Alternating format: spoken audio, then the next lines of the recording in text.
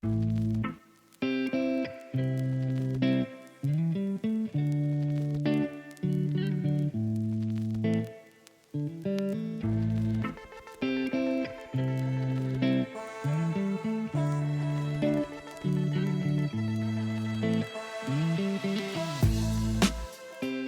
and welcome to Movie RX Bad Medicine, where good people talk about bad movies and ugly movie culture. I am your host, Dr. Benjamin, and today co-hosting is one who knows music and goth culture, Derrick. Welcome, Derrick.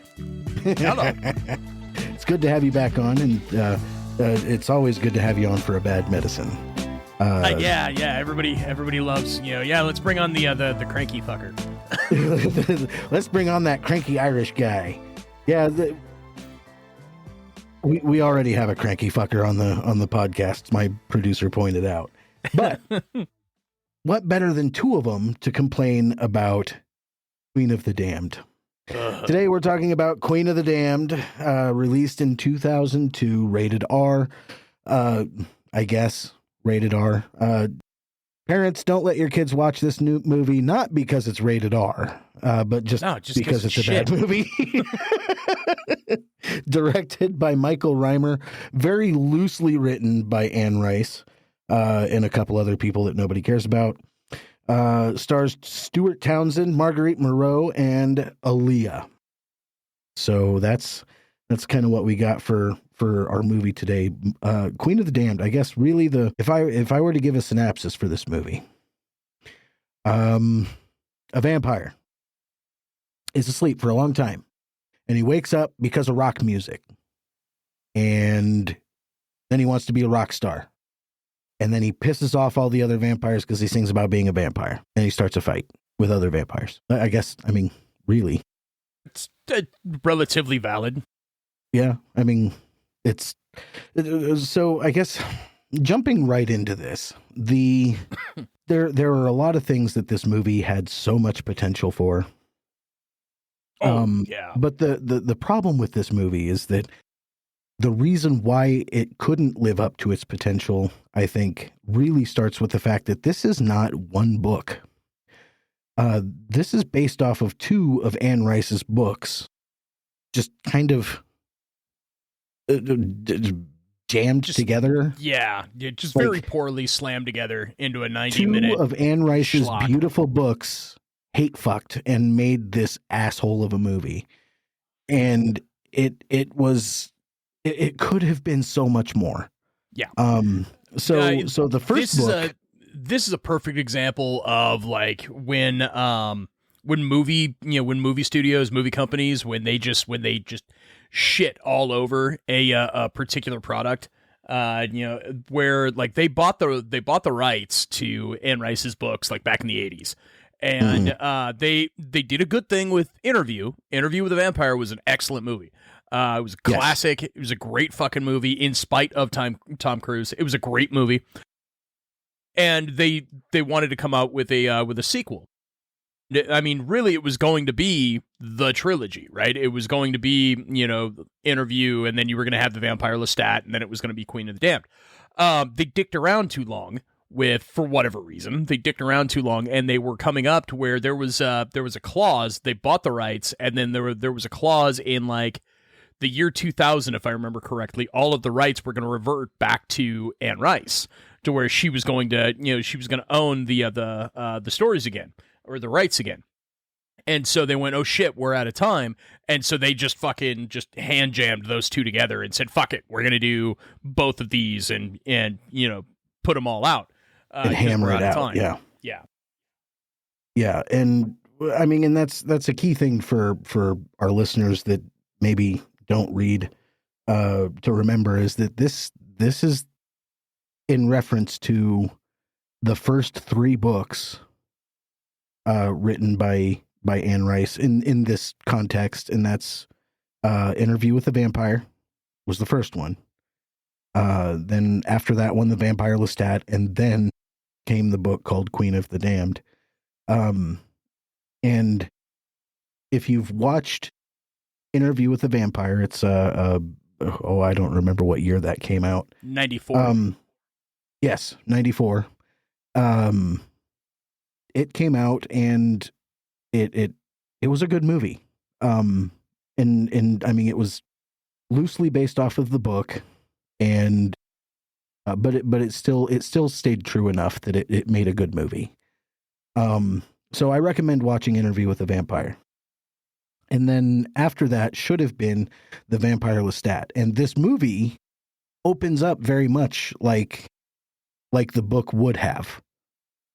Because The Vampire Lestat focuses on Lestat waking up and starting his band and becoming a rock star and doing that whole, that context of the story. But they mixed everything. They took a third book that should have been its own standalone movie, a huge book, and just crammed it all into a very small time frame. I don't remember how long this movie was, but it's about 101 minutes, if I remember correctly. It's somewhere around there. Yeah, about an hour and a half. I made a bitchy reference about how long the movie was. Yeah, 101 total runtime. Yeah, and it's like, really, like there you can't. Well, I mean, look at all of those other things that they made out of books, like the different movies and things that they made out of books. There are some movies that they made 3 movies to cover one book. It can go that way. But it doesn't go the other way around. You can't cover 2 books in one movie. And this one is a perfect example of not doing that very well. So yeah, it's loosely based off of the Anne Rice novel. I like how you have the loosely in all caps on there. And I mean, and it's the it's the age old thing of like any movie that's based off of a book, right? You're gonna bitch. Almost, like inevitably, everybody is going to wind up bitching because it didn't stick to it, right? It didn't stick to the book in the way that you thought it was supposed to, because there are certain things that don't translate well. There are certain things that you might have in a novel that aren't going to translate to the screen. And okay, sure, that's fine.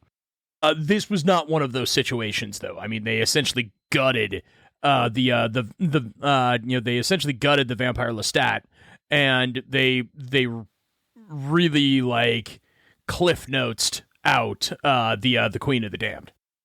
Right. Well, and I mean that's see, and I don't know. I think it's really unfair to say that like it's that you're automatically going to have this hatred for books or for movies based on books. Like, I mean, there are some that don't follow anywhere close to the original. Like, the first one that comes to mind is I Am Legend. Have you ever read the book? Yep. I Am Legend. Yep. It's more like vampires than zombies, and they're sentient. They talk to him and things like that. I mean, it's just it's a completely different story. I still like them independently. Like, sure. Yeah. I Am Legend as a movie totally is completely different. Right. Yeah. But this is not one of those cases. Because Anne Rice, I mean, she's kind of the queen of vampire writing. Yes. I mean, she's the Bram Stoker of her time, and to take her works and to part them out so much, and try to make a comprehensive story out of them it just seems like a damn shame. But I mean we can hammer on that all fucking night and just say it in 5,000 different ways. The as far as some of the stuff that goes with this movie, the budget, you've got on here 35 million. Box office was 45.4 million, so they made their money back. The thing that kind of surprised me about this movie was the amount of people that went to see it that were not the people of this culture. Oh, yeah. The amount of jocks and rich kids that I saw going to this movie surprised the hell out of me. Part of it was they were cashing in on a particular subculture. A lot of the marketing, even though she's only in the movie for like 15 minutes, all of the marketing is around Aaliyah. All of it was around Aaliyah being in the movie. Now, granted, she died just before the movie came out. There was all of the marketing was based around her. So you had a lot of mainstream people that are like, oh yeah, I'm gonna go to this movie because of this chick. Or the fact that Jonathan Davis of Korn was heavily involved with the soundtrack. So Korn in that time period, they were just starting to hit their mainstream run as well, and so you had a lot of like the guys that would listen to Korn in the weight room, to get their jock up, if you will. They would be, oh yeah, no man, the screamy guy is all over this fucking thing, and then they've got the hot Aaliyah chick that's all over the place. Yeah, I'm totally going to see this, the vampire movie. Yeah, man, I'm with it. I'm with the goths. No, you're not. Shut up. Right. And it was really weird for me to see that in the theater, because this was one of the few that I got to go see around this time frame. I didn't get to go to the movie theater a whole lot in 2002. Just broke, so I didn't have money to go to theaters. But this was one of the few that I made sure to go see in the theater. And I was just surrounded by unfamiliar people, which weirded me out. But what I did like, and part of the reason why it surprised me that people were there, before this movie came out, I owned the soundtrack. Oh my God, what a soundtrack. Oh yeah, no, the soundtrack's fucking great, man. Like, it is, for anybody that was a fan of late 90s, early 2000s, new metal and alternative, like heavy, angry, but dark, weird kind of music. Yeah, it was all over the place. I mean, you had Manson on this, you had Linkin Park, Manson, you had Deftones. Yeah, fucking everybody. Chester Bennington screaming for in place of Jonathan Davis. Oh my God! Yeah. The and the band itself sounded like Korn. So you had the Korn sound with all of the David Draymond singing over that. Oh, like it was like a hybrid of all of the best parts of this angry white boy music from the early 2000s just thrown onto one CD, and it was perfection for that new metal. Like, Jonathan Davis and Richard Gibbs, I mean, they really knocked it out of the park with a great fucking soundtrack. I mean, like, you had a lot of things where this should have been good, but the soundtrack is like the only good thing of the movie. And I mean, if you've got a movie where the guy wakes up from 100 years of sleep to decide he's going to join a new metal band, the fucking music better be top notch. Like it better be made by somebody of the caliber of Jonathan Davis or any one of the rest of the people on the soundtrack. Whatever genre you're deciding that you're going to cash in on, yeah, you better have somebody that's like top of the food chain that's creating the music for that. Right, and they had that. They had the cooperation from all of the right people. Now, here's where I feel like it's a goddamn shame. They had all of these people collaborate in the studio for making all this music. Why the fuck did none of them have any sort of a cameo in the movie?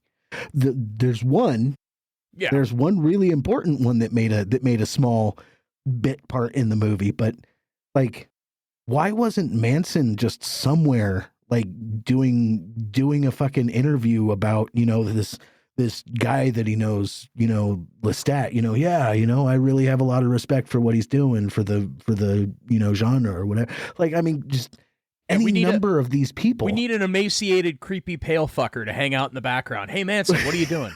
Right. It's not like he had anything better going on in 2002. Fucking Chester Bennington, David Draymond, Wayne Static, like any of those guys could have been in that movie in any capacity, and it would have just been amazing. Shit, put a guitar in Wayne Static's hand and make him a part of the band.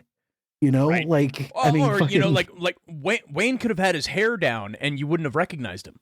right, or anything, but they didn't do any of that, and it feels like it was wasted opportunity. Yeah, a lot of for wasted opportunity. A lot of great people to be able to make an appearance in a way that could have been, if not enlightening for them, it could have changed their career. I mean, like, I don't know how much. Okay, so when I went to go watch this movie again, I noticed that I didn't own it, and Or I'm you not gonna should've. lie, I bought it. I didn't just rent it; I bought it. Ugh. Why? I was tempted to submit you a bill for my $3 back. I can totally reimburse you.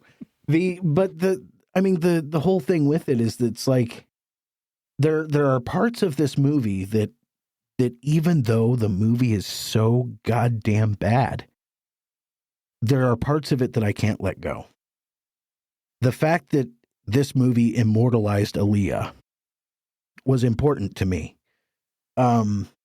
If you'd have, like, the only thing that could have made this movie better is to immortalize Chester Bennington, so that now in 2005 I could go back and I could see him performing, or even just talking somewhere, at any given point that I just want to recall it and have it up on my TV, and that I can see that person again. And that's kind of the reason why I bought it, was because there are in some ways things that this movie can do for me that some other things can't. But it doesn't mean that I didn't have at least a little bit of buyer's remorse after I hit the purchase button. Yeah, exactly. Because god damn this movie. And again, it's almost like the Alien Resurrection thing all over again. Michael Reimer. Michael Reimer's great. Oh yeah. I mean, he did a lot of really, he's done a lot of really good things. Yeah, Babylon 5, man. Like, I mean, just ask my dad about how much, Michael Reimer has to do with Babylon 5. He fucking loves it. What else you got on here? You got American Horror Story Asylum, Jessica Jones. I mean, shit. Yeah, Michael Asylum Reimer was is a hell great. of a. Jessica Jones was fucking great. Like, he was, as a TV director, he was really, really good. But his movies weren't really much to write home about. And I mean, this one was definitely schlock. Yeah, I think there were just so many problems even before he got into it, that there was only so much he was going to be able to polish the turd. Right. And I mean, no, I don't know whose job it is to decide that. If it's the director or the producer or who. Well, if you start off with a shit screenplay, then you've only got so much you can build off of from there. But at what level do they start?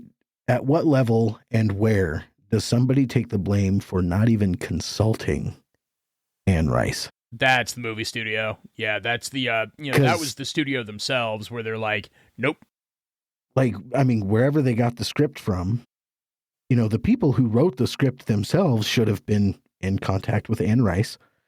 The studio who brings it up, and says, we're going to make the movie, should have consulted Anne Rice. The producer, any of them, should have consulted with Anne Rice. The fucking director should have had Anne Rice on speed dial.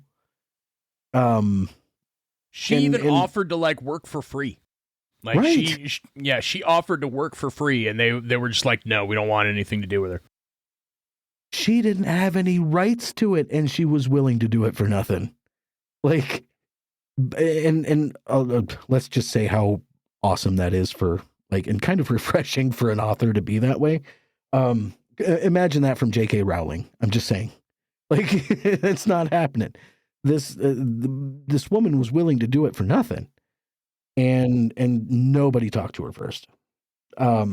And I think that's probably the biggest reason why this thing was so bad. Because I think that if anybody could have abbreviated the Vampire Lestat enough to make way for Queen of the Damned to be enough of the rest of the story, I think it would have been Anne Rice.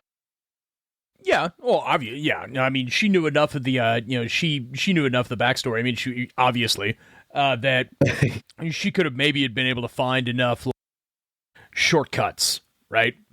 Because the main thing of the Vampire Lestat is like, yeah, he wakes up and then he decides like he's gonna join a band and shit, right? But then it's really him writing his autobiography. And it's talking about Lestat's story and how he came up and how he got turned, and his entire background before Interview, right?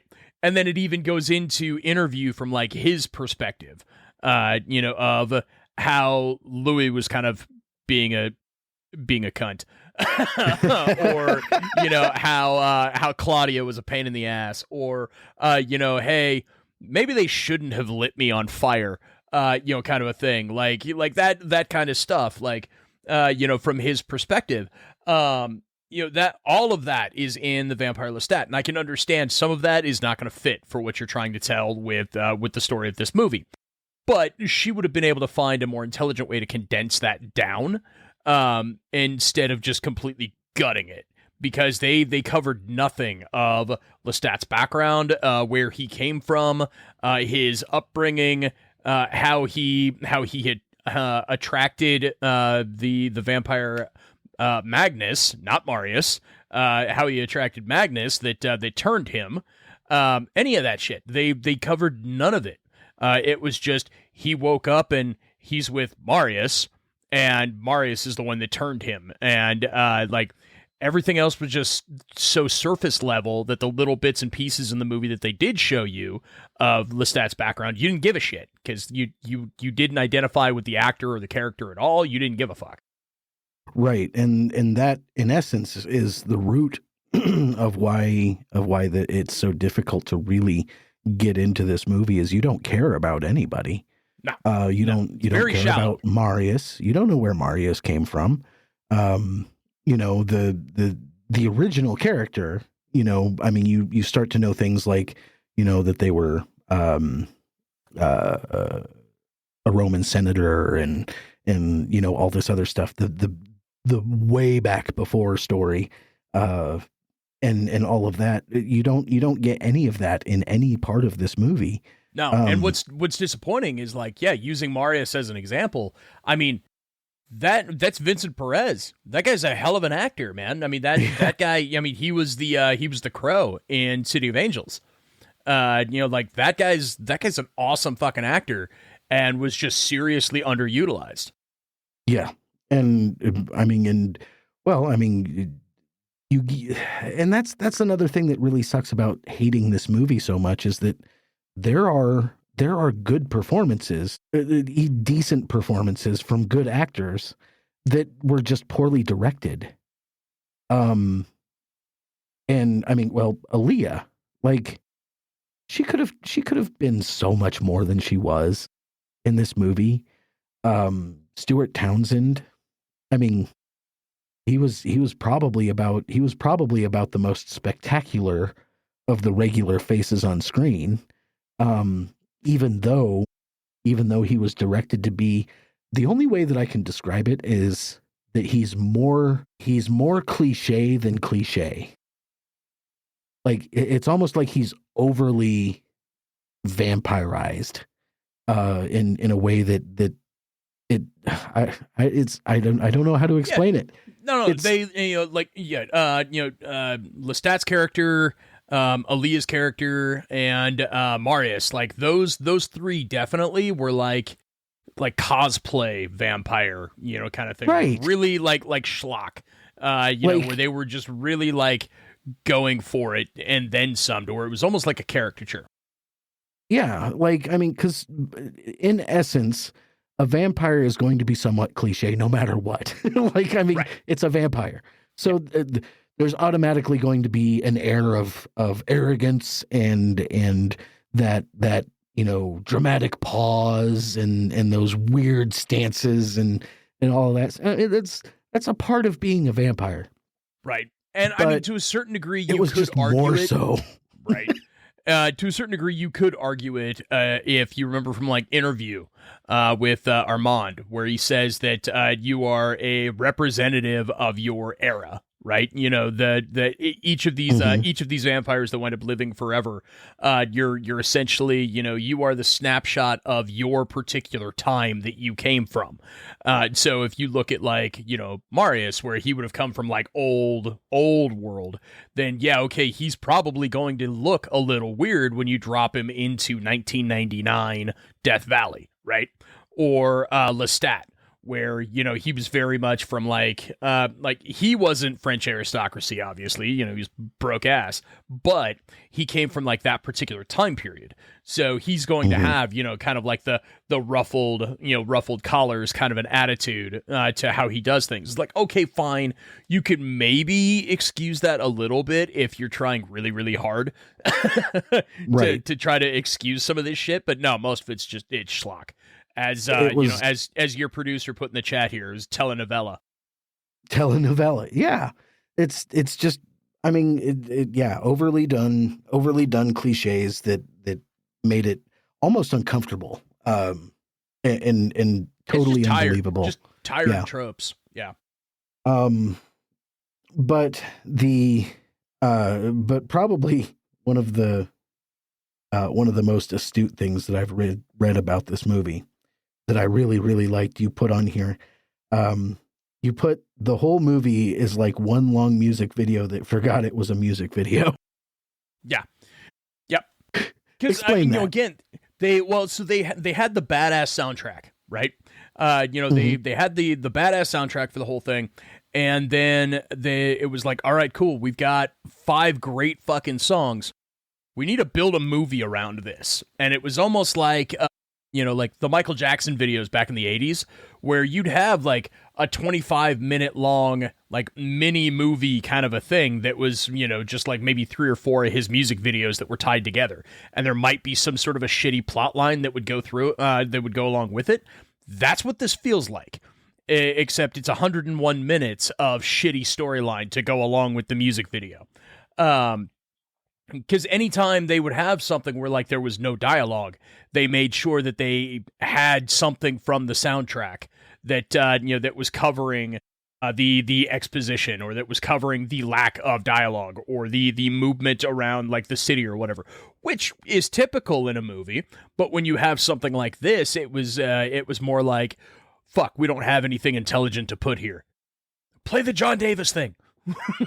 Play the John Davis thing. We're out of ideas. We're out of ideas. You put John Davis on there, you know, and then as soon as he starts doing the twist rap, he's like, oh no shit, no, never mind, no, we can't use that. Yeah, no, that's good. And I don't know. I think that a big part of it for me. They played all of the movie from the soundtrack in the background throughout the movie, and with it it felt like they just, in a lot of places, they just left the camera somewhere rolling, and they were like, oh, hey, forget, you know, go turn off that camera. Oh shit, well, we used the film, so we might as well use it in the movie. You know, like, I mean, there were just so many shots that just didn't make sense. So many things that just weren't compelling to look at visually. It was very much, I mean, so like this movie, you know, like the books obviously are big things that would be referenced in goth culture, right? Right. And in the late 90s, early 2000s, goth culture was becoming more of like a mainstream thing. You had stuff like The Craft, Charmed, Blade, Underworld was going to come out in another year or two. Like that, like it was really kind of getting bigger in the mainstream. And so like somebody wanted to capitalize on that, right? And do a cash grab on it. And this is very much like somebody was trying to write a goth movie that had no fucking idea what goth culture was actually like, and they were just using all of the different stereotypes that they could grab onto and, you know, try to make some sort of a cohesive movie out of it. And of course, it's not going to fucking work. And I'm not saying anything against Charmed. Like I see in all capital letters here, I love Charmed. Like, I'm not saying anything against it. Don't get me wrong.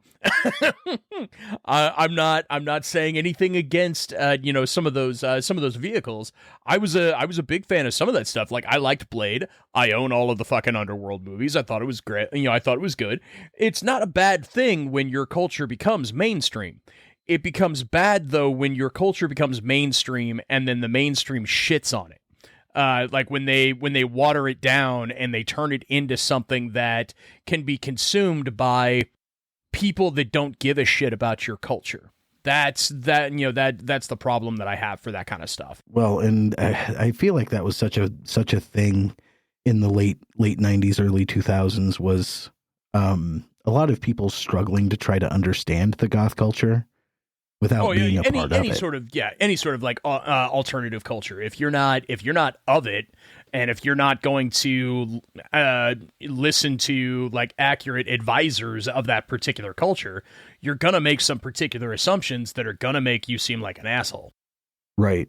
It kind of reminds me of something else that, like, this is almost like a late 90s, early 2000s version of what ended up happening in the late 2000s with 50 Shades of Grey.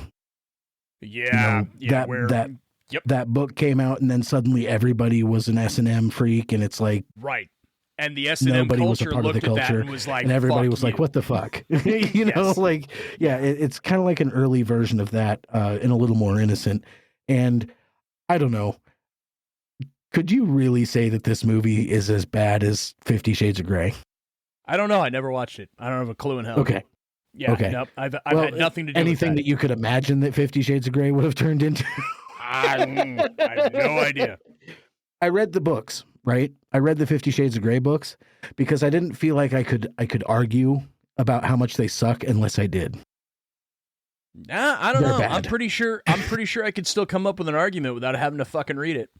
Oh no. Like, once you've read it, then you have every argument that you need. I don't need to put myself through that.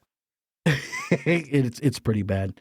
If you ever need any talking points, I don't know that it's relevant anymore. I can give you a few. Now, let's see here. I like some of your other stuff here, but I want to wait on those because that's all about the concert.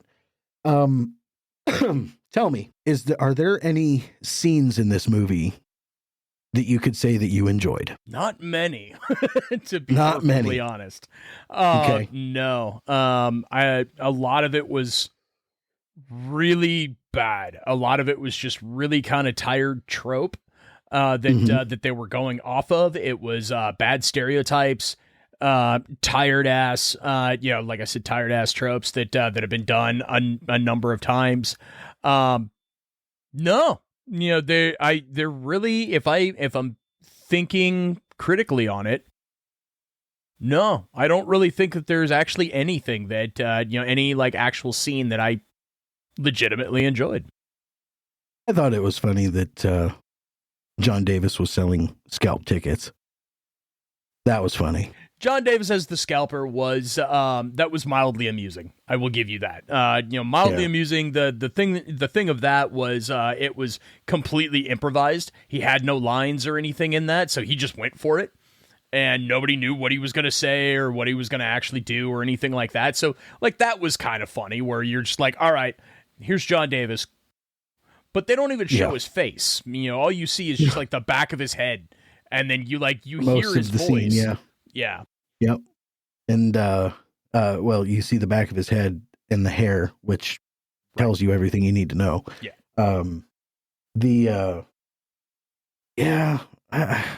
I don't know. I really struggled with a lot of it. I did. There were a couple of scenes that I did enjoy, both of which involved music. When he was playing for the statues, that was some cool violin. I loved it. The other one was the scene just after he drank the violinist's blood. And he took his skill with a violin, and then he went over to the campfire with the girl with the viola and the dude with the lute. and he started playing violin with them just Right. after being told that he can't. Yeah. That music I jam every time. Like when I'm watching that movie, I'm just like, that is fucking cool. Like I want to hear a full length production of that.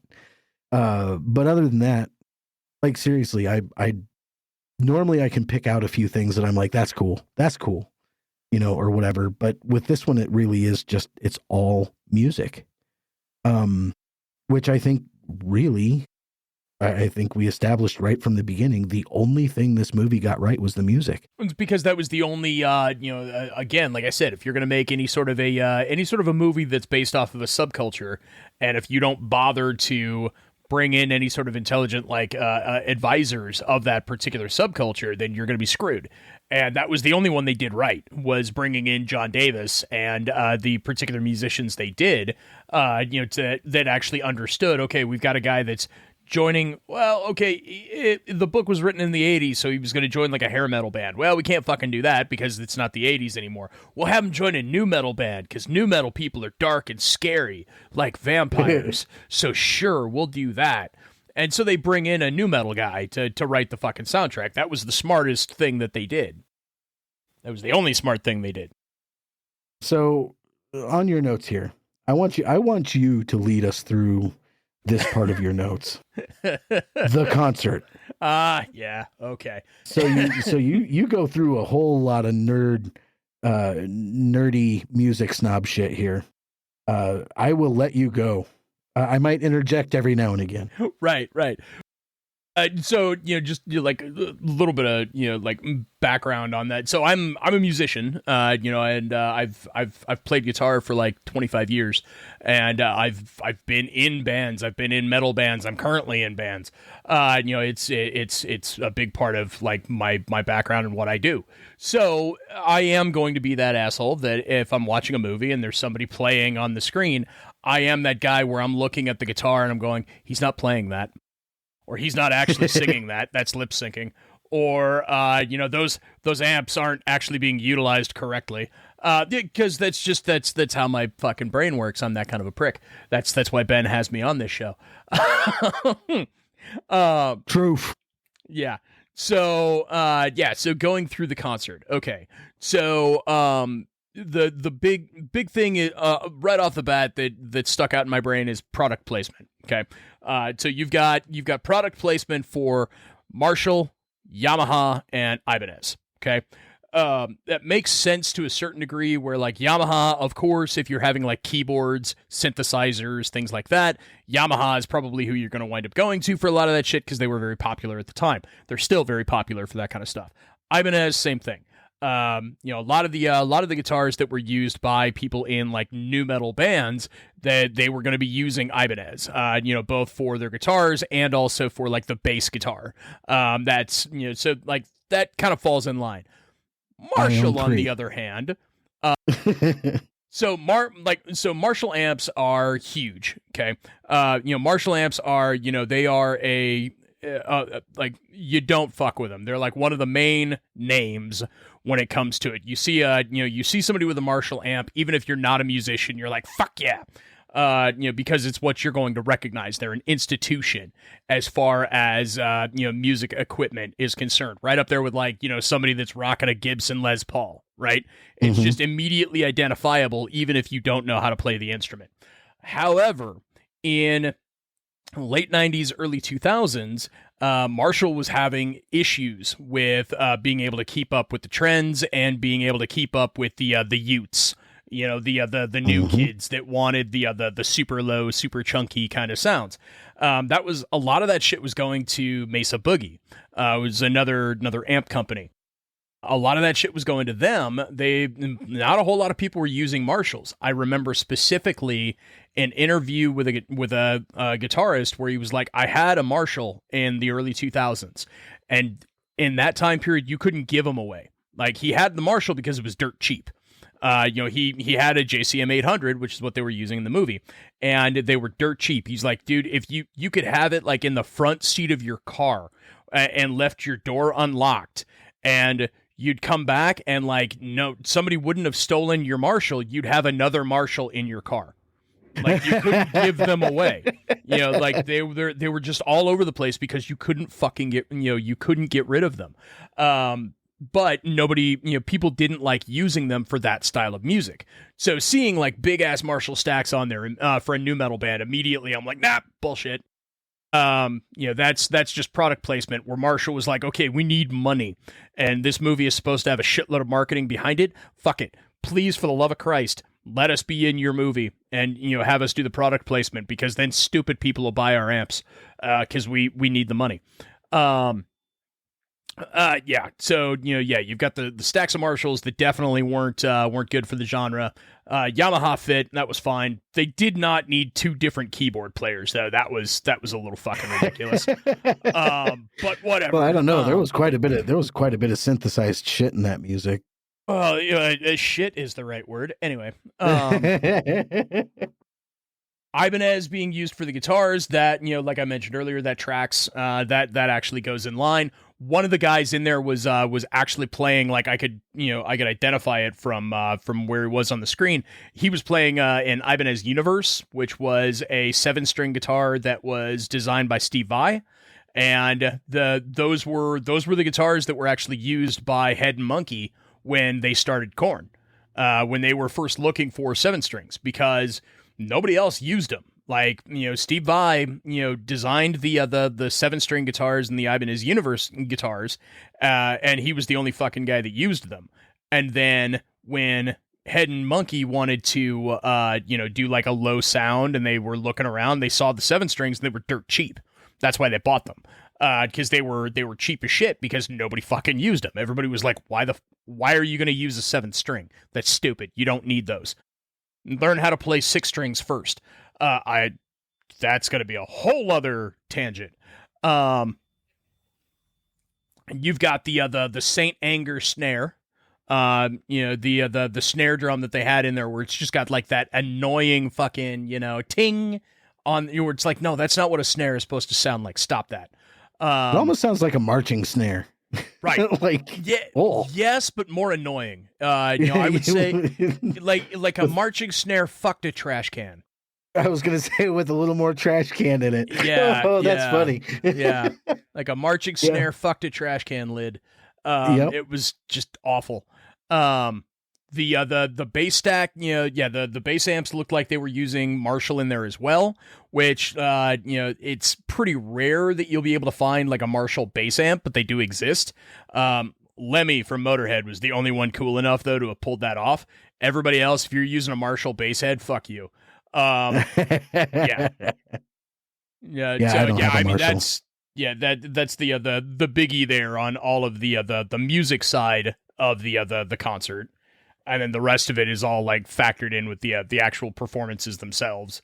Well, you've kind of helped validate me as a bassist, though. I don't have a Marshall amp. I think what do I have? I think I have a PV. But I have 3 of my 4 basses are Ibanez. There's nothing wrong with that. Yeah, I mean, Ibanez makes good basses. They do make good basses. My jazz bass, though, of course, is Squire. So yeah, like now I noticed that right here underneath your stuff. First off, the Marius fucking golf clap. That shit. Oh my god, dude. Yeah, I died on that. Where he's just, he's just awkward as shit. And, the crowd's cheering as they've killed the vampires that went to attack Lestat. And he's just like, oh yeah, yay, little polite little golf clap. It's like, god damn it. You deserve so much better. Yeah.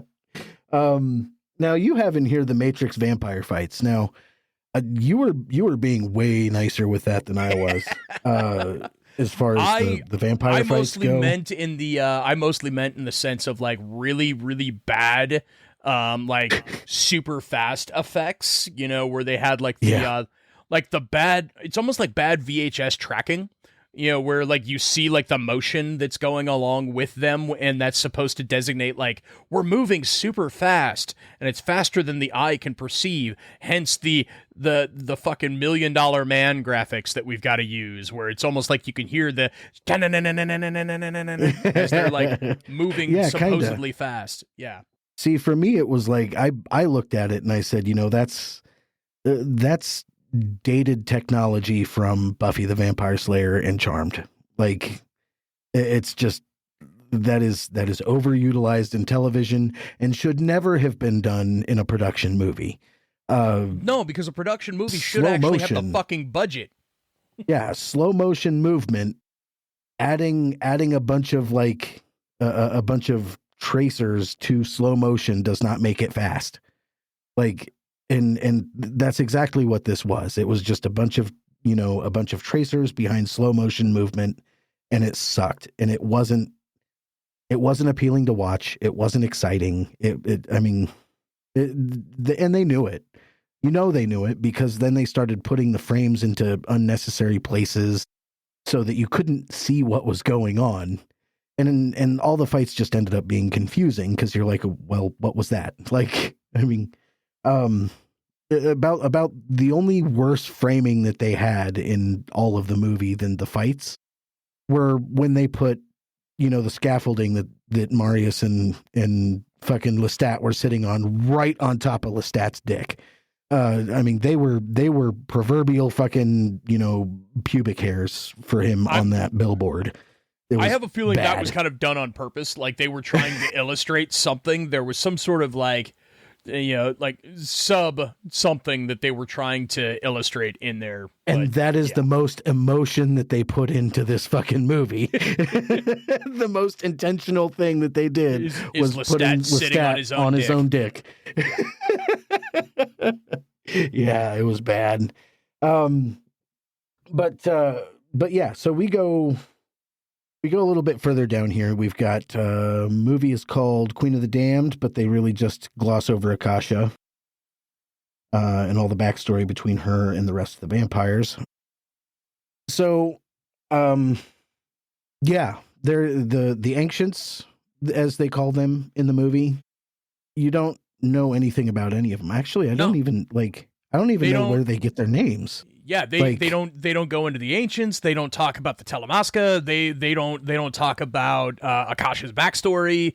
Really, like none of it. They just kind of like gloss over. It's almost like burden of knowledge, where they're just like, we expect all of you people already know this shit, so we're not going to bother trying to tell any of you any of this. It's like it's actually almost insulting, as the viewer. And I think what it ended up doing was it just ended up making a whole bunch of people out there that were like pretending like they knew what they were talking about and just didn't. Yeah. With this movie. That was another thing about this movie at the time. You could tell the people who knew the story. You could tell the people who'd read the books and the people who talked about the movie as though the movie were the way that the books went. Like, because they were so starkly different. And it was always fun. It was always like when you'd come across somebody who would argue the point of the movie being right, you'd just stop arguing, because you're like, I'm not going to fucking win this. Like, I'm not going to win with this person. Yeah. God, I hated that shit. Let's see here. After the after party with all the bodies, worse than friggin' Jonestown. Yeah. You're a really good point in here. Character reference here. When Akasha asks Lestat to kill Jesse. Yes.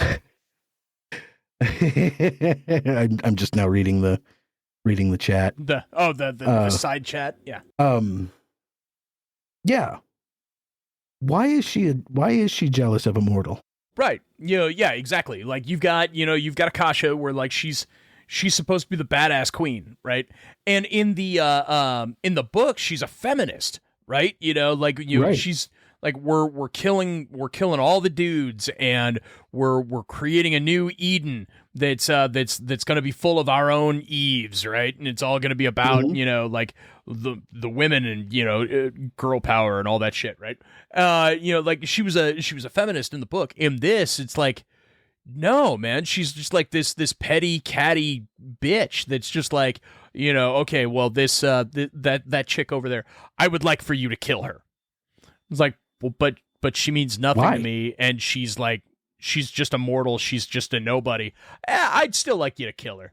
Like, go ahead and do it. Like, either way. prove, yeah. That's, I mean, that's exactly the argument. Why? She doesn't mean anything. Just cause. Like, I mean, okay, I guess we accept that as the viewer is a good enough reason, I guess. Right, yeah. It's like, and you get, what she's doing. It's obviously it's a loyalty test. Of like, you say that you're with me, you say that you're on my side. I know that you've got some sort of particular something or other with that chick over there. Go ahead and kill that chick. Prove that you're loyal to me by killing her, right? And it's like, okay, I get it. This is still fucking stupid. Like, why are you doing this? You have bigger things that you're trying to get accomplished. Right. So yeah, from your perspective, is there anything that could have saved this movie? To not like to not make it. Like, we in a different episode that we did, we talked about, a movie that was, movies that were canceled or, not put out because of like what happened with Columbine, right? I mean, we could have had some sort of like massive disaster or something that would have happened that maybe stopped this movie from getting made. Something that would have stopped this movie from being put out. That would have made it better to have not existed. 2002. What could have happened in 2001 that would have stopped, I don't know. There was kind of a big to-do in like September of that year, I think. Yeah. Why didn't that stop it? Damn it. Because the vampires didn't use planes. Anyway. Well, actually they had to. That was another thing that I had a question about. Fucking the band was in LA or some shit, while Lestat was at the Admiral's Arms in fucking Britain. Do you remember that part? I mean, yeah. So Jesse goes to the Admiral's Arms and pretends that she was turned by Marius or whatever, and gets Lestat's attention. That's in England, right? Yeah. Well, the very next scene is the band doing an interview in LA. Like, why is the band in LA while he's in England? Because there was the band and then there was Lestat. But he's the band. No, like you had two very different things there where, like you also had the like the press conference where the band was in person doing the press conference, whereas Lestat was doing it, through from the screen through teleconference. Like Lestat wasn't there. Sorry, I'm late. I had to try to catch my breakfast. Right, exactly. Jesus Christ. Yeah, exactly. Like that kind of nonsense. But it was that separation between the band and the artist. Kind of shit that we've seen so many times. Right. Yeah, I don't know. As far as I'm concerned, I think something that could have saved this movie is to split it. If they would have separated this movie into two separate movies, just given Anne Rice a call.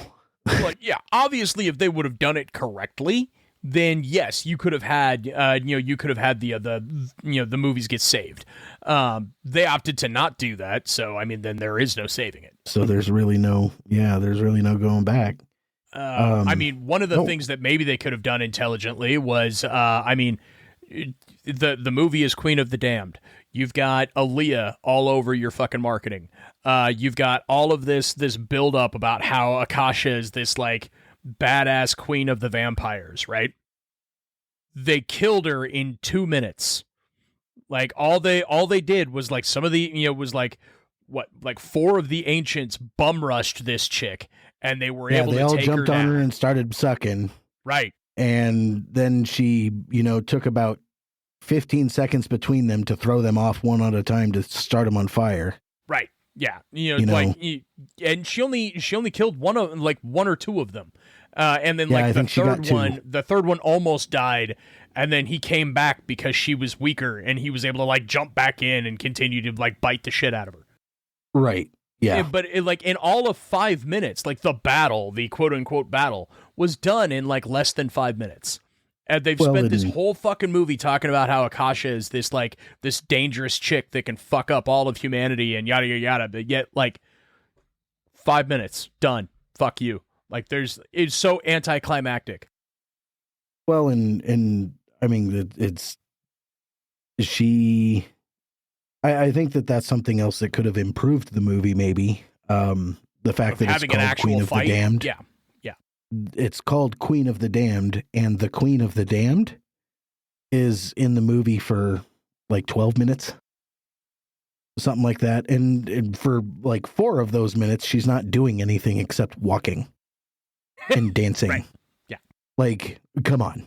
Like, just fucking have some dialogue seriously though. Like, I mean, she could have had something more to do with the movie than just being on the screen. But that's all they did. That's all they used. They took Aaliyah and turned her into just something to put into a movie without any purpose. Yeah, and she actually wasn't a bad actress. The other movie that she'd been in was Romeo Must Die, if I remember correctly. Mm-hmm. Yep. And she was actually really good in that movie. Like, that's actually not a shitty movie. And it's her and like Jet Li, if I remember right. And yeah, it was actually a pretty good movie. She did, she did great, in that. So like, she knew how to be able to act. So fucking use her, you jackass. So let her act. Yeah. Yes. And the fact that she is the headlining, like her character is the name of the movie. Right. Yes. And I get it that like a lot of, she got top billing and, a lot of the marketing behind her and everything. It was because of the plane crash, right? It was because she died just after she got done filming her parts. And I get that. And, it is a good way to be able to create a tribute for her and everything along those lines. And it was the right thing to do on that. But they also just like barely utilized her at all. Like, she would have been a footnote as far as this movie was concerned, even though it's called Queen of the fucking Damned. Right. And yeah, and then again, spending the whole movie talking about how she single-handedly could have laid waste to the entire human race. And yeah. I mean, it's like and I've used this bitch for like other movies that have done this same fucking thing, but they spent movie is 101 minutes, right? They have a particular demographic that they're going after, which would have been, if you're thinking ADD generation, they were going after, teenagers, early 20s, those kind of people is who they were going after. Their specific demographic wasn't the subculture that they were trying to, that they were stealing shit from. They were trying to go like mainstream success and going off of, like as you mentioned earlier, the jocks and the other people that went to this movie. That's who they were trying to appeal to. Their attention span is going to be roughly 90 minutes. So it's like they did all of this fucking buildup. They hit way too close to that 90-minute mark, and they went, "Oh shit, we got to blow our load now. Like we've done all of this fucking buildup to it. We've got to be done now. Otherwise, we're gonna lose our target audience. They're gonna start to get bored, and they're gonna fucking leave because they, God forbid, they sit still for 90 fucking minutes. And I know that makes me sound very get off my lawn-ish, especially in especially in this day and age when we're dealing with the TikTok generation, where they can't even watch a movie. They can't even watch a video for 60 seconds, let alone sit and watch a movie for 90 minutes. It's different medium. I'm not gonna get on that bitch anyway. But it's like they got to this point where they realized, shit, we're about to lose our target audience, and they just, bam, they ended it immediately at that point because they knew that they were out of time, is kind of how it was. Or at least that's how it feels. No, I'm sure that that's what it was. I mean, how many times have we seen that in other movies where it's like they just put too much in for too much of it, and then like, oh shit, we gotta end it now. It's a damn shame. It's a damn shame. I guess. Shit. It's a shit movie. Can we just leave Queen of the Damned at it's a Queen of the Damn Shamed? It's a Queen of the Damn Shame. Queen of the Damn Shame. Yeah. Okay. Yeah. Dad joke. My producer's making fun of me for being old now. Yeah, that's okay. Well, yeah, I mean, again, like I said, I hate this movie, and there are parts about this movie being made and existing that I do love, but god damn this movie. No, shit. Like, it's total just, shit. Absolute shit. The one thing that's still good. I have on my iPhone, I have the fucking soundtrack, downloaded and saved as its own playlist. And thank God for that. But Jesus, the rest of this movie. There are plenty of shitty movies out there that had good soundtracks. This is one of them. And there's, yeah, maybe we'll have to do a special edition Movie RX episode where we just talk about movies with good soundtracks. There you go. Yeah, we'll do one of those episodes. Good movies with good soundtracks or shitty movies with good soundtracks? We can just compare and contrast. Okay, all right, there you go. Yeah, because I mean we've had two movies now that we've talked about that had really amazing soundtracks. This one and Hackers, wasn't it? Yep. Yeah, Hackers was really good. Yeah, it was a good soundtrack. Anyway, so yeah, I'm going to go ahead and step off on this one. I'm going to let you rap about some of what you got going on. Tell me about your stuff. Yeah, all right. So, let's see here. Yeah, so I mentioned earlier, music, kind of big part of my background. So, if you're interested in hearing, any of the loud, angry sounds, so first off, the main band is Sister Scarlet. You can find us on sisterscarletmusic.com. Otherwise, other music projects would be one of them, Mortal Desire, DEZIRE. That's more of the more angry metal, kind of stuff on that stuff. As far as my stuff goes, if you have a movie that you want to bitch about, go ahead and send me a message. You can email me at contact@movie-rx.com. You can also send me a text or leave me a voicemail at 402-519-5790. If you don't want to be on the show, but you still want to get your 2 cents put in, you can always just write me a couple of paragraphs about something that you want to bitch about, and maybe me and somebody else can talk about it, and I can just read your thoughts on air. So other than that, go watch some more movies. Hopefully they're not bad ones, and we'll see you at the next appointment. See you.